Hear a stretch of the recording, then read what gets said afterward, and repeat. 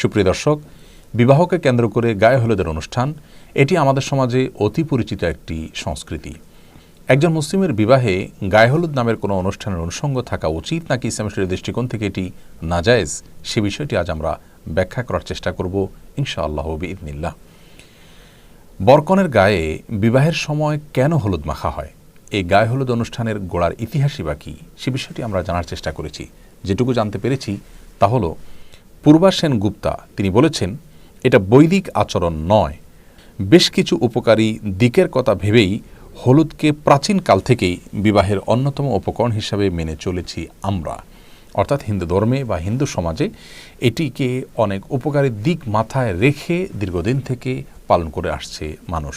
এটি মূলত হিন্দুদের একটি সংস্কৃতি যা তাদের থেকে চলে এসেছে এবং এর পেছনে একটি বিশ্বাসগত দিক রয়েছে, তা হলো যে এর মাধ্যমে বরকনে নানা অমঙ্গল থেকে বেঁচে থাকতে পারে। হিন্দু ধর্মমতে বিভিন্ন প্রকার অপশক্তি আছে, সে সমস্ত অপশক্তির প্রভাবে মানুষ ক্ষতিগ্রস্ত হয়, সেগুলো থেকে বাঁচার জন্য তারা অনেক কাজ করে থাকেন, এটি তাদের ধর্মীয় বিশ্বাস।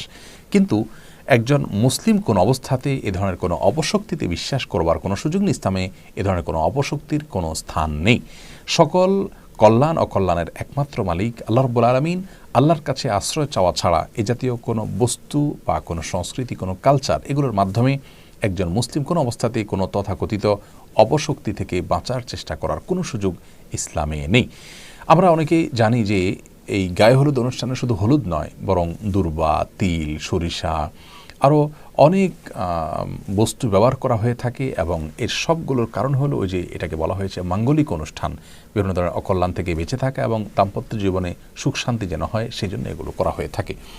তো প্রথমত এটি হিন্দুদের একটি ধর্মীয় সংস্কৃতি এবং এখানে তাদের বিভিন্ন রকমের বিশ্বাসগত দিক আছে যেগুলো শিরপূর্ণ বিশ্বাস। একজন মুসলমান কোনো অবস্থাতে সেগুলো বিশ্বাস করতে পারেন না। আর এর বাইরে যে বিষয়টি আমাদের সবারই জানা তা হলো গায়ে হলুদ অনুষ্ঠান মানে হলো নারী পুরুষের অবাধ বিচরণ, অবাধ মিশ্রণ এবং মেলামেশা।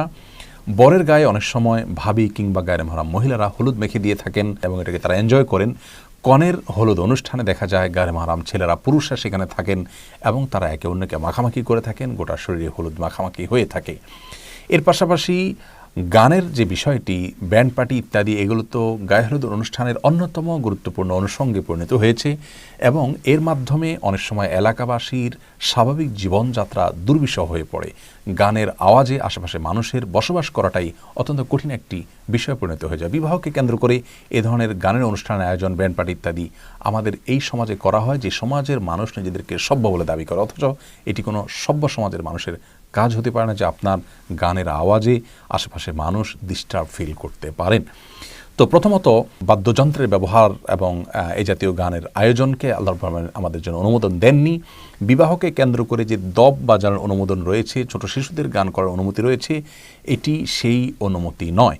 অর্থাৎ এই ব্যান্ড পার্টি করা এবং বড়রা নাচানাচি করা এবং সেখানে আপনার নানা রকমের মিউজিক্যাল ইনস্ট্রুমেন্ট ব্যবহার করা, এটি ইসলামের দৃষ্টিকোণ থেকে কোনো অবস্থাতে জায়েজ নয়। সেই সাথে আপনার নারী পুরুষের যে অবাধ মেলামেশার বিষয়টি রয়েছে সেটি তো আছেই।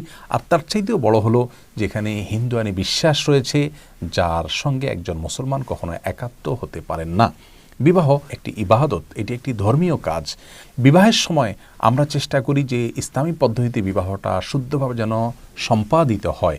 তো সেই বিবাহকে কেন্দ্র করে যে সমস্ত আনুষ্ঠানিকতা আছে সেখানে যদি অনইসলামিক বা ইসলাম সমর্থন করেন এমন কোনো কাজ আমরা করি, তাহলে সেটি কোন অবস্থাতে একজন মুসলমানের জন্য জায়েজ হতে পারে না। অতএব আমাদেরকে সুস্থ শুদ্ধ সংস্কৃতির পথে ফিরে আসতে হবে। আর উদারতার নামে বা দেশীয় কালচারের নামে ভিন্ন ধর্মের সংস্কৃতিকে নিজেদের মধ্যে ধারণ করার কোনো সুযোগ থাকতে পারে না। আল্লাহ তাআলা আমাদের সকলকে বিষয়গুলো উপলব্ধি করার তৌফিক দান করুন। আসসালামু আলাইকুম ওয়া রাহমাতুল্লাহি ওয়া বারাকাতুহু।